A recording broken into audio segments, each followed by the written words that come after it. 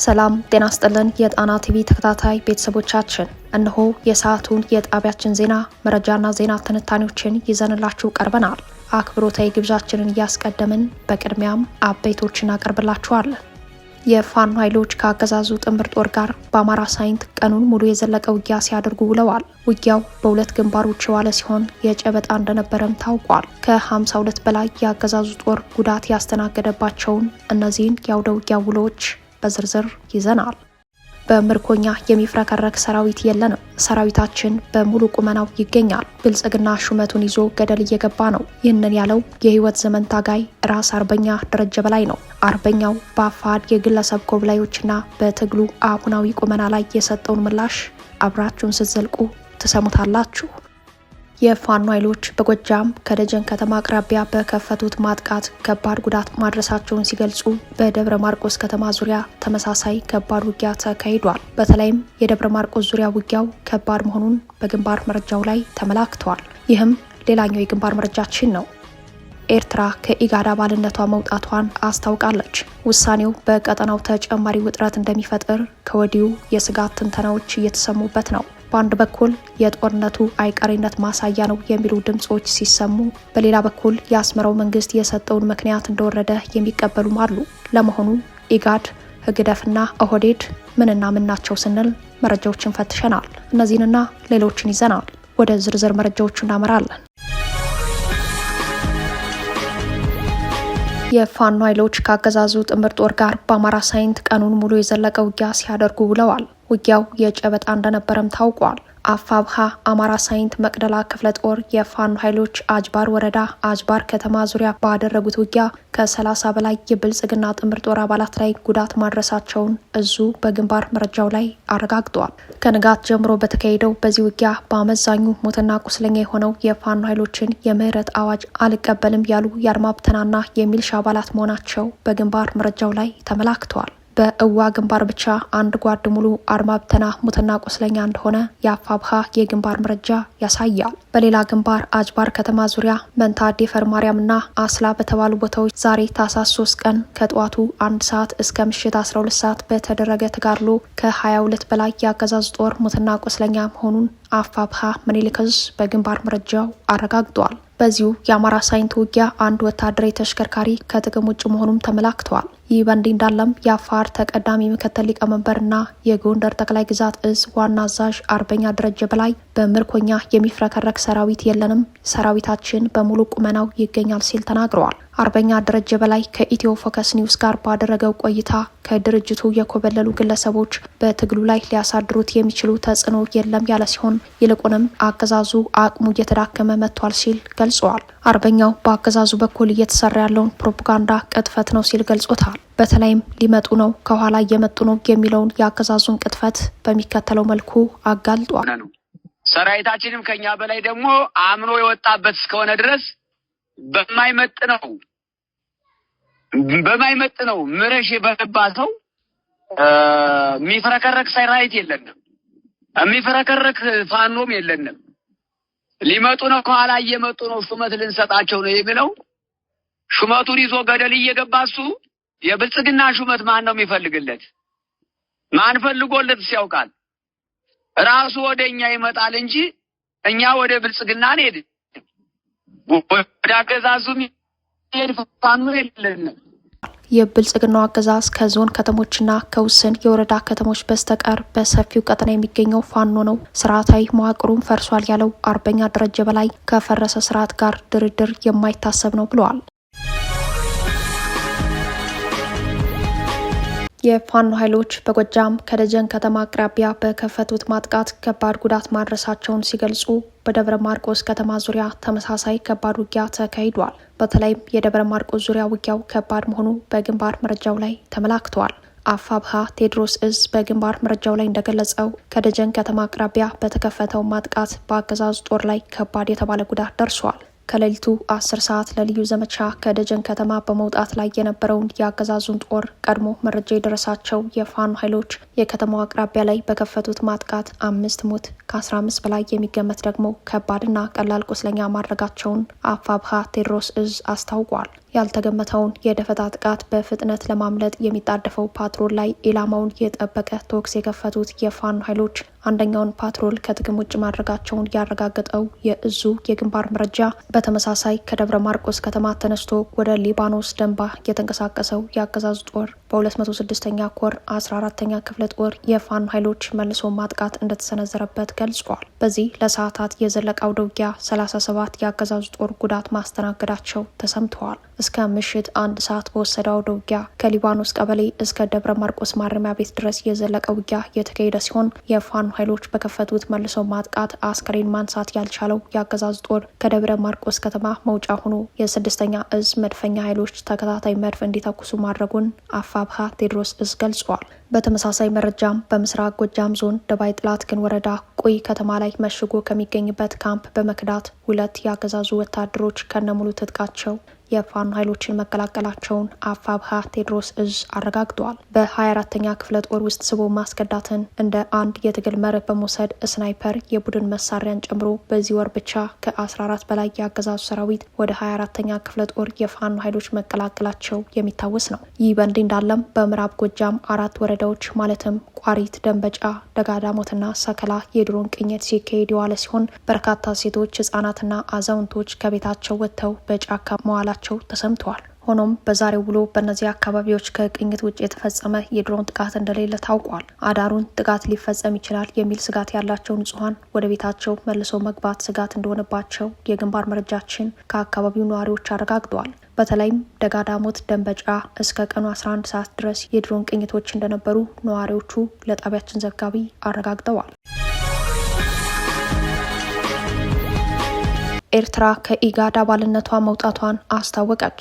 ውሳኔው በቀጠናው ተጨማሪ ውጥረት እንደሚፈጥር ከወዲሁ የስጋት ትንተናዎች እየተሰሙበት ነው። የአስመራው መንግስት ዛሬ ታህሳስ 3 ቀን ከሰዓት በኋላ ይፋ ባደረገው መረጃ ላይ ኤርትራ ከኢጋድ አባልነቷ መውጣቷን ያስታወቀ ሲሆን ለዚህም የሰጠው ምክንያት ኢጋድ የቀጠናውን ፍላጎት ማሳካት ተስኖታል የሚል እንደሆነ በመግለጫው ላይ ተመላክቷል። ቀጠናዊ ህብረት የሆነው የምስራቅ አፍሪካ የልማት በይነ መንግስታት ተቋማዊ ነጻነት እንደሌለው በብዙዎች ዘንድ ሲተች ይሰማል። የአስመራው መንግስት ለኢጋድ ዋና ጸሐፊ በላከው መልእክት ለውሳኔው መነሻ የሆነው ተቋሙ የተጣለበትን ኃላፊነት ለመወጣት ለረጅም ጊዜ የዘለቀ ድክመት በማሳየቱና በቀጠናው ጉዳዮች ላይ በሚጫወተው ጎጂ ሚና መሆኑን ጠቅሷል። የምስራቅ አፍሪካ የልማት በይነ መንግስታት ድርጅት ኢጋድ በ1980ዎቹ አጋማሽ ላይ በአካባቢው አጋጥሞ ለነበረው የአንበጣ ወረርሽኝና ድርቅ መፍትሄ ለመስጠት በሚል በተባበሩት መንግስታት አነሳሽነት የተቋቋመ የአካባቢው ሀገራት የጋራ ተቋም መሆኑ የምስረታ ታሪኩ ያሳያል።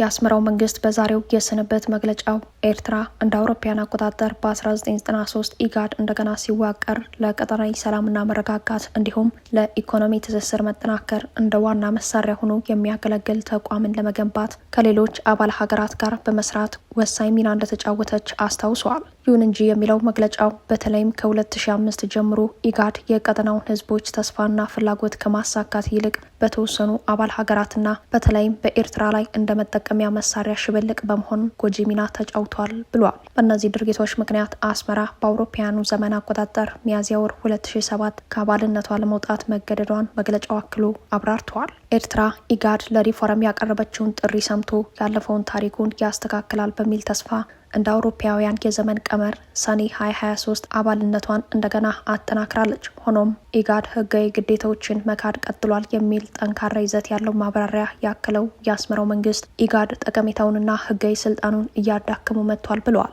ኤርትራ ህጋዊ ስልጣኑን ካጣ ድርጅት አባልነቷን ለመልቀቅ መገደዷን የገለጸው የአስመራው መንግስት መግለጫ ኢጋድ አሁን ላይ ምንም አይነት ስልታዊ ጥቅም እንደማይሰጥና ለቀጠናው መረጋጋት ትርጉም ያለው አስተዋጽኦ ማድረግ እንዳልቻለ አስረድተዋል። ኢጋድ አሁን ላይ 8 አባል ሀገራት ማለትም ኢትዮጵያ፣ ጅቡቲ፣ ኬንያ፣ ሶማሊያ፣ ሱዳንና ኡጋንዳ መስራች ሀገራት ሲሆኑ ኤርትራና ደቡብ ሱዳን በኋላ ላይ ተቀላቅለዋል። የአስመራው መንግስት የፍቃድ ስንብት ተከትሎ አባል ሀገራቱ ወደ 7 ዝቅ ብለዋል። ኢጋድን ከማቋቋም አሁን እስካለበት እንዲደርስ የኢትዮጵያ ሚና ከፍተኛ ሲሆን በዚህ ሂደት በቀዳሚነት ህወሓት በተከታይ ኦህዴድ ብልጽግና የበላይነቱን ወስደው ተቋሙን ተጠቅመውበታል። በዚህ ሂደት በቀዳሚነት ህወሓት በተከታይ ኦህዴድ ብልጽግና የበላይነቱን ወስደው ተቋሙን ተጠቅመውበታል። ኦህዴድ በበኩሉ አሁንም በወኪሉ ወርቅነህ ገበየሁ በኩል እየተጠቀመበት ይገኛል። በአፍሪካ ውስጥ በሁሉም ቀጠናዊ ትብብሮች ባሉ ተቋማት የበላይነት የሚወስዱ ሀገራት ይታያሉ የሚሉት የጉዳዩ ተከታታዮች፣ ለዚህም ደቡብ አፍሪካ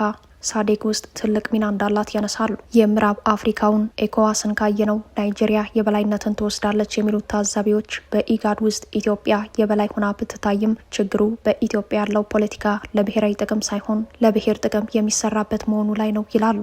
በኢትዮጵያ የተፈራረቁ ገዢዎች ህወሓትና ኦህዴድ በኢጋድ ላይ ጫና ማሳደራቸውና እያሳደሩ መሆኑ የታዛቢዎች እምነት ነው የሚሉት አስተያየት ሰጪዎች፣ ኤርትራ በበኩሏ በኢጋድ ላይ ጥርሷን የነከሰችው ከኢትዮ ኤርትራ ጦርነት በኋላ የዲፕሎማሲ ብልጫ ለመውሰድ ከተጠቀመችባቸው ተቋማት አንዱ ኢጋድ በመሆኑ ነው ይላሉ።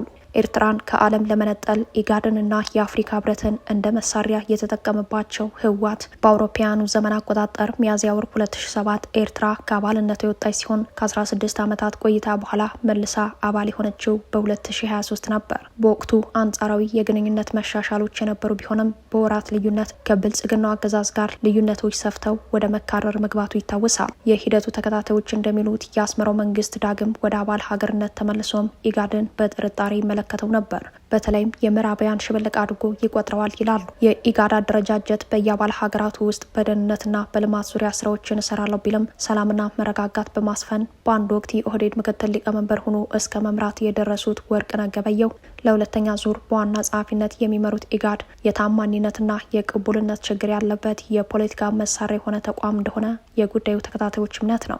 አክለውም ችግሩ ያለው ኢጋድ አፍሪካዊ ማንነት ያለው የፖለቲካ መሳሪያ አለመሆኑ ላይ ነው ይላሉ። አሜሪካኖች በአፍሪካ ቀንድ ፖለቲካ ላይ የበላይነት ይዞ ለመቀጠል የሚጠቀሙበት መሳሪያቸው መሆኑ፣ እንግሊዞች በዚህ ቀጠና ከቅኝ ግዛት አሻራና የቆዩ ፍላጎቶቿ ጋር በተያያዘ የፍላጎት ማስፈጸሚያቸው መሆኑ፣ የአውሮፓ ህብረት አባል ሀገራቱ በርካታ ስደተኛ የሚመጣባቸው ከዚህ ቀጠና በመሆኑ ስደተኞችን ገድቦ ለመያዝና ለተለያዩ የፖለቲካ ጥቅሞቻቸው ከኢጋድ ጋር በአጋርነት ይሰራሉ። ከአረቦች በስተቀር የምዕራቡ ዓለም ሀገራት ኢጋድን በጥቅም ፍላጎት ማስፈጸሚያ ቀጠናዊ አጋር ማድረግ ይፈልጋሉ። ይህንን ከዚህም በላይ በተቋም ውስጥ ከብሔራዊ ጥቅም ያነሰ የቡድን ፍላጎት ያላቸው አካላት መጠቀሚያ መሆኑን ያነሳሉ። ኢጋድ በሱዳን የእርስ በርስ ጦርነት ውስጥ ስምምነቶች እንዲፈጠሩ ያደረጋቸው ጥረቶች ከእጁ ያመለጡት በአረብ ሀገራት ተጽዕኖ እንደሆነ ይታወቃል። በቅርቡ አፋድ ከአማራ ክልል መንግስት የሰላም ስምምነት አደረጉ በሚል ግለሰብ በተገኘበት በምናባዊ ዓለም ተደረገ በተባለው ድርድር ኢጋድ እንደ ተቋም ከአፍሪካ ህብረት ጋር መገኘቱ የተቋሙን ማንነት ያሳየ ተጨማሪ ቅሌት ሆኖ ተመዝግበዋል። ወትሮውንም ተቋሙን በጥርጣሬ የሚመለከተው የአስመራው መንግስት ከኢጋድ አባልነቱ መውጣቱ ከዚሁ ተቋም ጋር ያደረ ክሶቹ የሚቀጥሉ ከመሆኑም በላይ በቀጠናው የሰፈነውን ውጥረት እንደሚያሳድገው ከወዲሁ የስጋት ምልከታዎች በመውጣት ላይ ናቸው።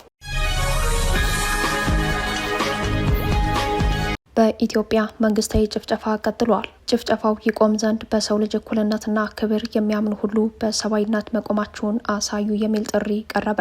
ይህንን ጥሪ ያቀረቡት የኒውዮርክና አካባቢው ሀገረ ስብከት ሊቀ ጳጳስ ብፁዕ አቡነ ጴጥሮስ ናቸው። ብፁዕነታቸው በመልእክታቸው ዘመኑን የእልቂት ሲሉት ኦርቶዶክሳውያን የሰቆቃ ዘመን ላይ ነን ብለዋል። ባለፈው ግማሽ ክፍለ ዘመን በአብዮት በብሔረሰብ ንቅናቄ በለውጥና በግጭት ስም ቤተ ክርስቲያኗንና አማኞቿን ኢላማ ያደረጉ ጥቃቶች መፈጸማቸው ቀጥሏል የሚሉት የእምነቱ ሊቃን በበኩላቸው ጥቃቱ በቃ ሊባል ይገባል ብለዋል።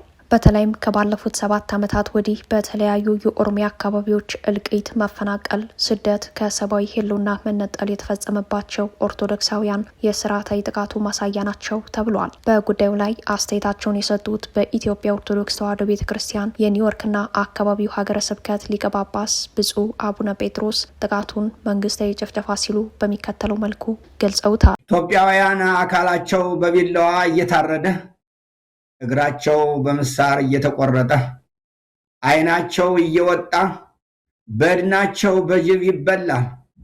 መንግስታዊ ጭፍጨፋ ከዕለት ዕለት እየከፋ ነው። ተው የሚል ድርጅቱን የሚያወግዝ ቀርቶ ሐዘኑን የሚገልጥ መሪ እንኳን ልናገኝ አልቻልንም። በግፍ መገደላችሁም በጸጋ ተቀበሉና በየተራ ተሰዉ እየተባልን ነው። ግፍንና መከራን የሚያወግዝ ቢኖር ወንጀለኛ ተብሎ ይፈረጃል፣ ይከሰሳል፣ ተከሶም ወህኒ ይጣላል።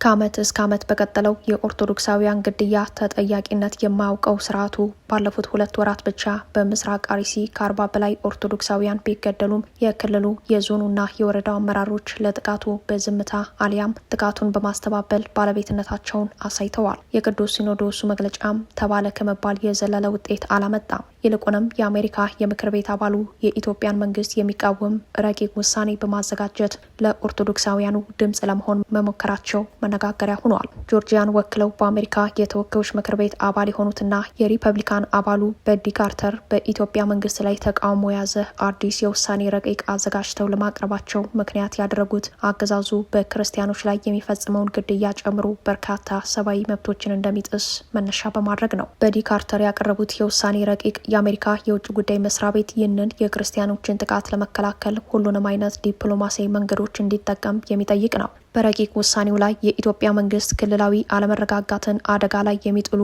መሰረታዊ ሰብአዊ መብቶችን የሚጥሱና አሜሪካ በአፍሪካ ቀንድ ላይ ያላትን ስትራቴጂያዊ ጥቅሞች የሚያዳክሙ እንቅስቃሴዎችን እያደረገ ነው የሚል ሀሳብ እንደቀረበም ተመላክተዋል። በተጨማሪም የኢትዮጵያ ኦርቶዶክስ ቤተክርስቲያንና ሌሎች የሃይማኖት ተቋማት ላይ የማስፈራራት፣ የማሰቃየትና ግጭት የመፍጠር ኢላማ ያለው ድርጊት እየፈጸመ እንደሆነና የጦርነት ወንጀል በሰብአዊነት ላይ የሚፈጸም ወንጀልና የዘር ማጥፋት ጭምር እንዳለ ያስረዳል። ይህም የተደራጀ ዲፕሎማሲያዊ ጥረቶች ከቀጠሉ በአገዛዙ ላይ ማዕቀብ ሊጣል እንደሚችል ተስፋን የሰጠ ሆኗል። በተመሳሳይ ባለፉት በአርሲ የተቃጠሉ ቤተሰቦችን፣ በግፍ የተገደሉ ካህናትንና ምዕመናንን፣ የወደሙ አብያተ ክርስቲያናትና ለመኖር የሚታገሉ ኦርቶዶክሳውያንን የሰነድ ማስረጃ ለአሜሪካ የዓለም አቀፍ የሃይማኖት ነጻነት ቢሮ መቅረቡን ከሰሞኑ መዘገባችን ይታወሳል።